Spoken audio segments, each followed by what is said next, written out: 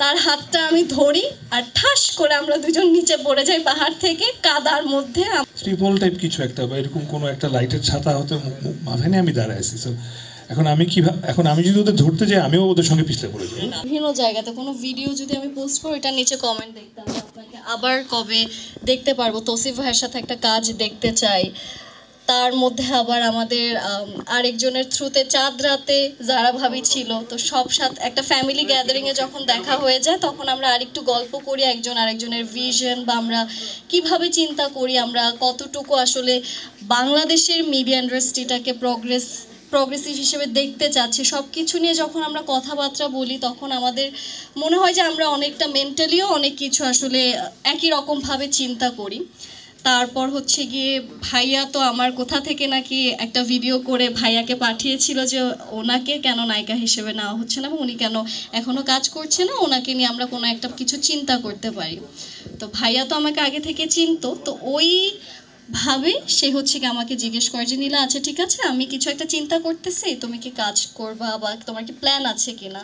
তো যখন ভাইয়া থেকে অ্যাপ্রোচ এসেছেন আমি আসলেই চাচ্ছিলাম যে যেহেতু তার সাথে আমার অল্প একটু সময়ে একটা ছোট সিনে দেখা হয়েছে, তো আমার মনে হয় যে এখন একটু পুরো গল্প মানে এত বড় একটা নাটক আপনারা যখন দেখবেন তখন পুরোটা সিনে যখন আমাদেরকে দেখতে পারবেন আমার মনে হয় যে মানুষ আরও বেশি পছন্দ করবে। তো ওই হিসেবে আমার প্রথম নাটক হিসেবে তৌসিফ ভাইকে নেওয়া। Also he is very respectful towards everyone and সে হচ্ছে গিয়ে সব কিছু অনেক অবজার্ভ করে, অনেক খেয়াল রাখে। তো এরকম একটা অ্যাক্টরের সাথে কাজ করতে পারা আসলে আমিও বিশ্বাস করি আমি blessed and thank you so much to my team for giving me this wonderful opportunity.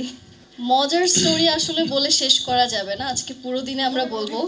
কঠিনটা ছিল হচ্ছে গিয়ে আমরা তো আসলে আমি তো দেখা গিয়েছে যে আগে ছোট ছোট টিভিসি ওভিসিতে আপনারা আমাকে দেখেছেন, সো ওগুলো একদিনে শ্যুট করে আমার শেষ হয়ে যায়। কিন্তু এটার সব থেকে বেশি চ্যালেঞ্জিং ছিল যে একটা না 7 দিন সেম রুটিনে সকাল 4টার দিকে উঠে রেডি টেডি হয়ে মেকআপ করে রাত 12টা 1টার দিকে ঘুমাতে যাওয়া, মানে কাজ শেষ করে। সো এটা ছিল একটা মেইন চ্যালেঞ্জ অ্যান্ড আমি চিন্তা করতেছিলাম যে আসলে পুরোটা শেষ করতে পারবো কি না। অলসো কক্সবাজার অনেক গরম ছিল, তো আমরা গরমের মধ্যে আসলে সব কিছু যে সুন্দর মতো শেষ করে আসতে পারছি ওইটা নিয়ে আসলে আই ফিল গ্রেটফুল অ্যান্ড আমি আসলে হোপফুল যে আপনাদের ভালো লাগলে আমি আসলে ইন্ডাস্ট্রিতে আমার ভালো ভালো কাজ দিতে চাই, সেটা গরম হোক ঠান্ডা হোক বা যেটাই হোক না কেন। তো আমাদের এরকমই কক্সবাজারের একটা শুটিং সিন আমাদের সেট বানানো হচ্ছিল, তো হঠাৎ বৃষ্টি। অলরেডি একজন হাসা শুরু। এখানে আমাদের সবাই আছেন যারা যারা ছিল আমাদের টিম মেম্বাররা, তারা আসলে বলতে পারবে তারা রিলেট করতে পারবে। তো অনেক বৃষ্টি, এখন কোনো ছাতা নেই, আর ছাতা যাদের হাতে ছিল তারা নিজেদের মাথায় দিয়ে তাদের মতো চলে গেছে। তো আমরা সবাই একা। এখন আমাদের একটা বড় পলির নিচে আমরা আমাদের যত টিমমেটরা ছিল সবাই একটার মধ্যে কোনো রকম করে এখন আমরা গাড়ি পর্যন্ত যাব। এখন গাড়ি কোথায়? গাড়ি হচ্ছে ওখানে একটা ছোট পাহাড় আছে, পাহাড়ের উপর গাড়ি, বাট অনেক বৃষ্টি ছিল। তো ওই বৃষ্টির মধ্যে আমাদের ডিরেক্টর স্যার যিনি আছেন ভাইয়া, রাখি ভাইয়া সবার আগে চলে যায় অ্যান্ড অ্যাজ আ জেন্টলম্যান সে হচ্ছে গিয়ে হাতটা দেয় অ্যান্ড সে হচ্ছে গিয়ে তুলে আনবে সবাইকে, যে সে উপরে চলে গেছে, সে সবাইকে একটা একটা করে উপরে নিবে।